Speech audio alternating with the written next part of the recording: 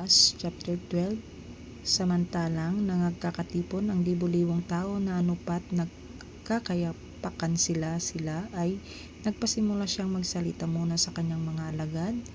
Mag-ingat kayo sa lebadura ng mga Fariseo na ito'y pagpapaimbabaw nga, na tapat walang bagay na natatakpan na hindi mahahayag at natatago na hindi malalaman. Kaya nga, ang anumang sinabi ninyo sa kadiliman ay maririnig sa kaliwanagan, at ang sinalitan ninyo sa bulong sa mga silid ay pagsisigawan sa mga bubungan. At sinabi ko sa inyo, mga kaibigan ko, huwag kayong mga takot sa mga pumapatay ng katawan, na pagkatapos niyan ay wala na silang magagawa. Datapwat, pinagpapauna ko sa inyo kung sino ang inyong katatakutan. Katakutan ninyo yaong pagkatapos na pumatay ay may kapangyarihang magbulid sa impyerno. Tunay, sinasabi ko sa inyo, siya ninyong katakutan. Hindi baga pinagbibili ang 5 maya sa 2 beles, at isa man sa kanila ay hindi nalilimutan sa paningin ng Diyos. Datapwat maging ang mga buhok ng inyong ulo ay pawang bilang na lahat. Huwag kayong mga takot, kayo lalong mahalaga kaysa maraming maya. At sinasabi ko sa inyo, ang bawat kumikilala sa akin sa harap ng mga tao ay kikilalanin naman siya ng anak ng tao sa harap ng mga anghel ng Diyos. Datapwat ang magkaila sa akin sa harap ng mga tao ay ikakaila sa harap ng mga anghel ng Diyos. Ang bawat magsalita ng salitang laban sa anak ng tao ay patatawarin, ngunit ang magsalita ng kapusungan laban sa Espiritu Santo ay hindi patatawarin. At pagka kayo'y dadalhin sa harap ng mga sinagoga at sa mga pinuno at sa mga may kapamahalaan, ay huwag kayong mga balisa kung paano o ano ang inyong isasagot o kung ano ang inyong sasabihin. Sapagkat ituturo sa inyo ng Espiritu Santo sa oras ding yaon ang inyong dapat sabihin. At sinabi sa kanya ng isa sa karamihan, Guro, iutos mo sa aking kapatid na bahaginan ako ng mana. Datapwat sinabi niya sa kanya, Lalaki, sino ang gumawa sa aking hukom o tagapamahagi sa inyo? At sinabi niya sa kanila, Mangalmasid kayo at kayo'y mag-ingat sa lahat ng kasakiman, sapagkat ang buhay ng tao ay hindi sa kasaganaan ng mga bagay na tinatangkilik niya. At nagsaysay siya sa kanila ng isang talinghaga na sinasabi, Ang lupa ng isang taong mayaman ay namumunga ng sagana, at iniisip niya sa sarili na sinasabi, Ano ang gagawin ko, sapagkat wala akong mapaglalagyan ng aking mga inaning bunga? At sinabi niya, Ito ang gagawin ko, igigiba ko ang aking mga bangan at gagawa ako ng lalong malalaki, at doon ko ilalagay ang lahat ng aking butil at aking mga pag-aari. At sasabihin ko sa aking kaluluwa, marami ka ng pag-aaring nakakamalig para sa maraming taon. Magpahingalay ka, kumain ka, uminom ka, matuwa ka. Datapwat sinabi sa kanya ng Diyos, Ikaw na haling, hihingin sa iyo sa gabing ito ang iyong kaluluwa, at ang mga bagay na inihanda mo ay mapapa sa kanino kaya? Gayon nga ang nagpapakayaman sa ganang kanyang sarili at hindi mayaman sa Diyos. At sinabi sa kanya ng mga alagad, Kaya nga sinasabi ko sa inyo, huwag kayong magbalisa sa inyong pamumuhay kung ano ang inyong kakanin, kahit sa inyong katawan kung ano ang inyong daramtin, sapagkat ang buhay ay higit kaysa pagkain at ang katawan kaysa damit. Wariin ninyong mga uwak na hindi sila nangaghahasik, ni nagsisigapas man, na walang bangan ni kamalig man, at sila'y pinapakain ng Diyos. Gaano ang kahigtan ng kahalagahan ninyo kaysa mga ibon? At sino sa inyo ang sa pagkabalisa ay makapagdaragdag ng isang sikos sa sukat ng kanyang buhay? Kung hindi nga ninyo magawa kahit ang lalong maliit, bakit nangababalisa kayo tungkol sa mga ibang bagay? Wariin ninyong mga liryo kung paano silang nagsisilaki, hindi nangagpapagal o nangagsusulid man.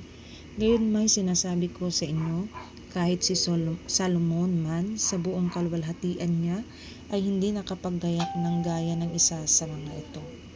Ngunit kung pinararamtan ng Diyos ng ganito ang damo sa parang na ngayon ay buhay at sa kinabukasan ay ginagatong sakalan, gaano pa kaya kayo na di niya pararamtan? O kayong mga kakaunti ang pananampalataya, at huwag ninyong pagsikapan kung ano ang inyong kakanin at kung ano ang inyong iinumin, o huwag man kayo mapagalinlangang pag-iisip, sapagkat ang lahat ng mga bagay na ito ay siyang pinaghahanap ng mga bansa sa sanglibutan. Datapwat talastas ng inyong Ama na inyong kinakailangan ang mga bagay na ito.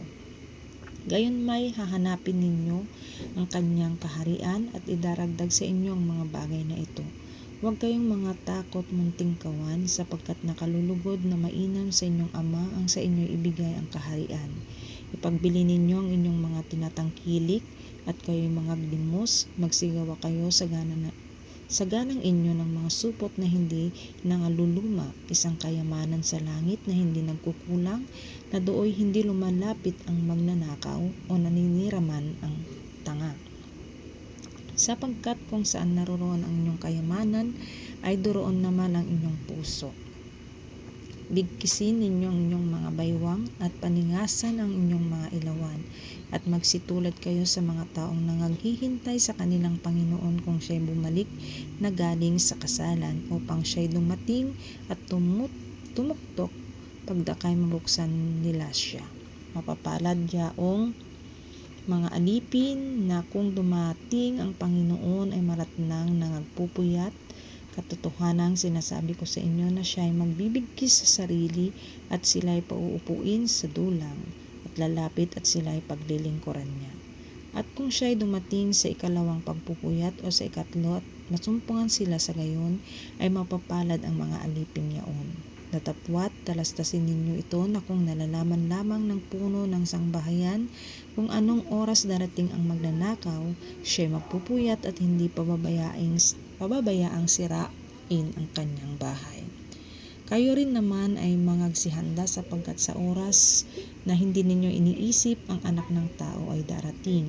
At sinabi ni Pedro, Panginoon, sinasabi mo baga ang talinghagang ito sa amin o sa lahat naman? At sinabi ng Panginoon, sino nga baga ang katiwalang tapat at matalino na pagkakatiwalaan ng kanyang Panginoon ng kanyang sangbahayan, upang sila'y bigyan ng kanilang bahagi na pagkain sa kapanahunan? Mapalad ng alipin yaon na kung dumating ang kanyang Panginoon ay maratnang gayon ang ginagawa niya. Katotohanang sinasabi ko sa inyo na sa kanya'y ipagkakatiwalang lahat niyang pag-aari. Datapwat kung sabihin ng alipin yaon sa kanyang puso, maluluwatan ang pagdating ng aking Panginoon, at magpasimulang bugbugin ang mga aliping lalaki at ang mga aliping babae at kumain at uminom at maglasing. Ang Panginoon ng aliping yaon ay darating sa araw na di niya hinihintay, at sa oras na hindi niya nalalaman, at siya'y babaakin at sasama ang kanyang bahagi sa mga di tapat. At yung aliping nakaalam ng kalooban ng kanyang Panginoon at hindi naghanda at hindi gumawa ng alinsunod sa kanyang kalooban ay papaluin ng marami. Datapwat ang hindi nakaalam at gumawa ng mga bagay na karapat-dapat sa mga palo ay papaluin ng kaunti. At sa sino mang binigyan ng marami ay marami ang hihingin sa kanya, at sa sino mang pinagkatiwalaan ng marami ay lalo ng marami ang hihingin sa kanya. Ako'y naparito upang maglagay ng apoy sa lupa, at ano pa ang iibigin ko kung magningas na? Datapwat ako'y may isang bautismo upang ibautismo sa akin, at gaano ang aking kagipitan hanggang sa ito'y maganap. Inaakala baga ninyo na ako'y naparito upang magbigay ng kapayapaan sa lupa? At sinasabi ko sa inyo, hindi, kundi pagkus pagkakabahabahagi. Sapagkat mula ngayon ay magkakabahabahagi ang 5 sa isang bahay, 3 laban sa 2, at 2 laban sa 3.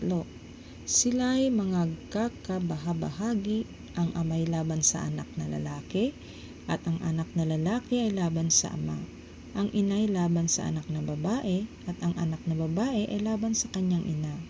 Ang biyanang babae ay laban sa kanyang manugang na babae, at ang manugang na babae ay laban sa kanyang biyanang babae. At sinabi rin naman niya sa mga karamihan, pag nakikita ninyong bumangon sa kalunuran ang isang alapaap, ay agad ninyong sinasabi, uulan, at gayon ang nangyari. At kung humihihip ang hanging tumugan ay sinasabi ninyo, iinit na maigi, at ito'y nangyayari. Kayong mga mapagpaimbabaw, marunong kayong mangagpaimbabaw ng anyo ng lupa at ng langit, datapwat bakit di ninyo nalalamang ipaaninaw ang panahong ito? At bakit naman ninyong hatulan sa inyong sarili kung alin ang matuwid?